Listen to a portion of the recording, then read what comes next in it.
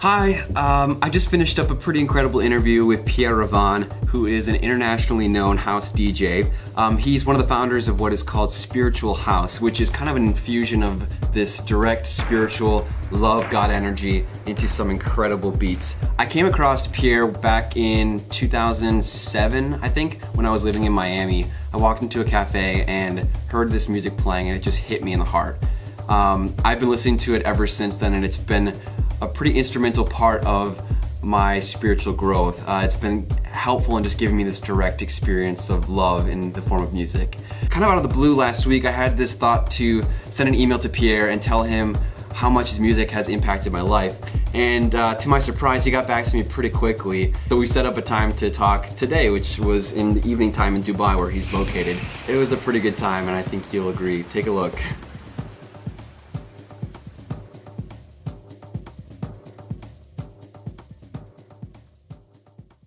Hey, how's it going?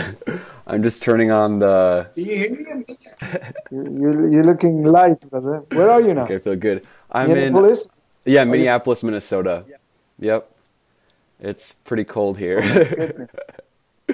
Look, believe it or not, it's the first time in Dubai that I can see 20 degree.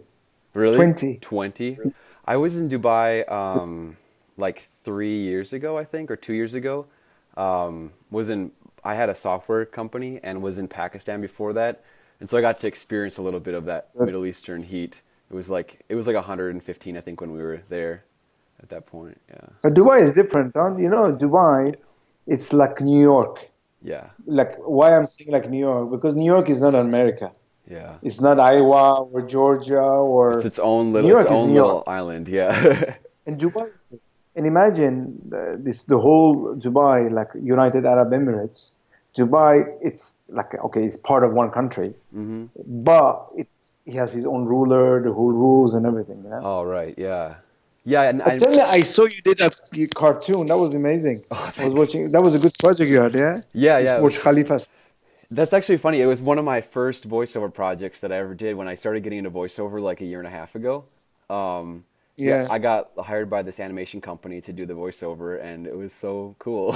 And yeah, it was really good. cool. I like Burj Khalifa. Oh my God! You know, when I came here. Funny story. I was based in Czech Republic. You know, because I grown up in Prague. I speak Czech. Okay. And in 1989, it was a revolution. Imagine they had 40 years of communism. Boom, freedom. Wow. And that was where I started my music scene. That is in Czech. So funny. We were. Yeah, fantastic. Yeah. You never been in Prague? In Czech Republic? Haven't. No, I haven't. Yeah. You should visit. It's amazing because it's a beautiful culture.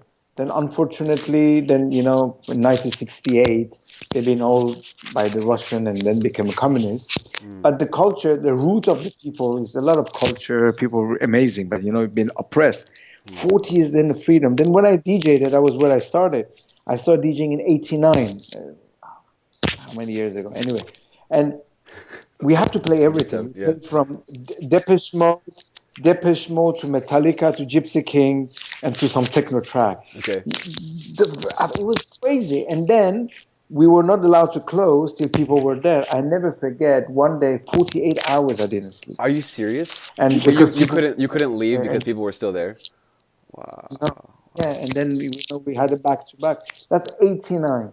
Then, you know, I grown up there. I did the music scene, and then in '98, I signed my new album with EMI, and they asked me to go back to Dubai in '98 to remix one of the artists. We came here, and then I remixed the artist, and they took me to Lebanon and bro. In '99, when I went to Beirut. And, you know, everybody, like typical, you know, in the U.S. maybe or somewhere in the West, they say, my God, Beirut is dangerous. Look, bruv, every year music conference in Miami, I've been everywhere. Vegas, the most craziest underground party that you can even tell. I got in Beirut, I said, are you kidding me? Yeah. The world should know. The best part is people, you know. And the amazing part was, for me, people were dancing on the table. You had Muslim, you had Jews, you had Christian. And I asked them this question and said, wait a minute, are you guys partying together? Because this is not what I understood. And they said, you know what? This is what the people think. We don't have problems. Like usual stuff, always Of the course. political thing was Yeah, happening. that's And I beautiful. had blast. I Yeah. remixed the artist, the track became really big, and then I saw it in the album. And then when I was here, I said, you know what? It's the Virgin place. Let me start my caravan series. Mm. Means I started my caravan series. We went on the beach and like for 14, 15 hours sat and people, this is how the whole caravan movement started. Then the caravan went to Ibiza, they went to Miami, they went to San Francisco. And that was the whole thing. Where did you Wow. listen to the music? I was really, really, which bar was that? Okay, I was at yeah, so I came across your music because basically I like 10 years ago I lived in Miami and I was modeling there and I was like I just remember feeling so lost and so out of place and just really depressed and it was kind of just my general state of being there. I was trying to push through it all the time and um, I just remember walking into this cafe called Cafeto. I think it was on like Ocean Drive or something, or maybe no Washington Avenue. Yeah, I think. Anyway, like walked in there and like sat down and I heard this music playing, and it just like I felt this calm kind of come over me, and I felt at home, which was a very rare feeling for me at the time. I felt really at peace, and lovely. but this was just kind of this like. So there's something really interesting about your music both like your original and the compilations that I just feel it's so powerfully fuses this like perfect divine energy with very primal like ancient energy of the earth. It feels like it fuses the two together, which is what resonates with me so much because I feel like my challenge in life has been trying to take this kind of like perfect unity feeling that I oftentimes carry with me and how to actually integrate that and feel like rooted in the earth and feel safe as like a human being. And I feel like your music kind of helps to bridge that connection. And I remember feeling that viscerally. And then I went to the barista and I asked him to tell me what the name of the album was, and he said it was Caravan. And so I downloaded it, and since then I've been like listening to all the different Caravan albums, and Wow. yeah, like I Should Be Washed. That song is one of my favorites because uh, it's this like I listen to it a You lot. know what track is it? What's that? What number? I Speak Wash. Yeah. It's one of the oldest poetry. There was a Persian poet, and that's the translation of the Persian poet. Means you spot on. And what you're saying to me is very touching because rarely people understood what I tried to do. Not I tried to do. It was all about bringing that divine energy into the heart of the youth. And the problem is that you think spirituality means that you have to play devotional track, or spirituality has no limit. You don't have to play ethnic track or be in the church or have gospels. That's touching. But if something touch you, look, spirituality is a science of the heart. Hmm. If you touch, because everything is in the heart, everything is there. If you are able to touch the heart, means the work is done. And a lot of Sufi. Do you know who are the Sufis? Yeah, Did yeah. you came I across Sufism? yeah, Rumi is a Sufi poet, right? Yeah, And Rumi. I You love know Rumi. what he said, Rumi? And Rumi, you know what Rumi said? Rumi said, the music is a direct picture of our beloved. This is exactly what he said. A And you direct say picture. something funny, stay tuned. I'm finishing a track, and the name of the track is Seek That Life, and it's about one of the poetry of Rumi. Nice. That's cool. And he say ba ba ba ba, seek that life, ba ba ba ba, seek that life, because there is another life, a brighter world, which is not a heaven and hell. That's religion and manipulation of the mind. Right. But in spirituality, there is a dimension of life that you don't have any duality. The suffering doesn't exist there because Hmm. there is no desires. There is no desires, there is no suffering. When there is no expectation, there is no disappointment. And that's what spirituality is all about. Yeah. You connect to yourself to direction, and then you go toward. And you go through the shit of life, the Hmm. pain, the suffering, the joy, the duality, the night, the day. That's part of life, But and you you're should just experiencing accept. it from, yeah, you're experiencing it from a witnesser who is like non-judgmental and can see it all through the eyes of love. And that becomes like a place of peace. Yeah. And then you transmit it because you see the transmission, which is the most purest form of the divine energy. It's it's an energy which feed the soul. Because you see, there is one thing very important. We all think about our body, even myself, even yourself. You go to the gym. Why? Because we need body, mind, like Buddhism says, body, mind, body, soul, body, spirit. Having said that, fair enough. But what are we doing for our soul? Look, going to church, going to mosque doesn't necessarily fill your soul. Paying money to a beggar, we are not supposed to bribe God, like Yeah. God, I did so much. Yeah. Hey, that's Now we'll keep you you score. need to exactly. You need to feed the soul with the energy that your soul is coming from. Yes. That is the catch. That's why you need to do that, and not many people have access to that soul. I don't know if you had time to check that website that I sent you, Yes, I Heartfulness. did. You Yeah. know, this is the path. And actually, where you live, we have one meditation trainer, which whenever you're ready, I have his number. I give it to in Minneapolis. Sure. I search and I find it. And this is all about how to get access to that source. And when you meditate, connect to that source. And every time you just connect and boom, you connect it. Yeah. And then anything happen to that connection is from the source itself. And the minute you said it was from the source, then there is no ego because I can tell you my caravan was not Pierre Ravan. I was just that instrument, but I channeled it. You got my point. Oh, yeah. And, Yeah. and because I'm a DJ, then I said, this is what I feel I would love to play in the dance floor. And you know what? I had the guts when I played in Miami. I played in Crowbar. I played in Space. I don't know how familiar you're with Miami It's a little scene, been a while, so but yeah. But yeah. no, no. Well, that place, there was a place in downtown Space. I Yeah. play after club. I play from 9 a.m. to 30. Everybody messed up on whatever. Yeah. And I was not judging them. But you know what? I saw them and I just transmitted. And I swear to God, I had people, doesn't matter, gay, heterosexual, high, not high, drunk, it doesn't matter. On Viagra, I don't know what to tell Yeah. you, all the different vibrations.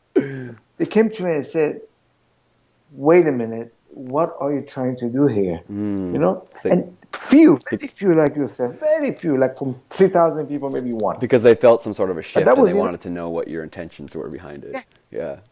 exactly. What's happening in what did you try to do? And that was it. Yeah. That was enough for me. I said, good. At least this trip was a fruitful trip. That's, I think, like the beautiful thing about when you get in touch with being a conduit of spirit or whatever you call it, the divine universe, when you're like as the conduit, when you're in a place of like complete freedom and love and trust and it feels good in your heart, that's when you're of the most service to other people around you.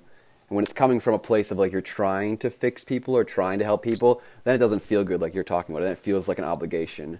I think that's such an interesting thing Exactly. of like being in a place of like heart-centeredness where it's just like a complete trust that whatever is your divine purpose, your divine will feel the most joyful and the most free. It goes against a lot of religious conditioning because we're told like you have to show up as X, Y, and Z in order to be like worthy of God's message. But it's really getting in touch with the feeling behind it. Exactly. Yeah, Because you look, at the end of the day, it's all about serving. yeah, But the people misunderstood service. Serving without the servitude. It's very serving without the servitude. Means you're not the servant. yeah, That's yeah. what people do. Look, for Huh. example, I have a master. He's my teacher. I'm calling him a master, but it's not the meaning of the master and the servant.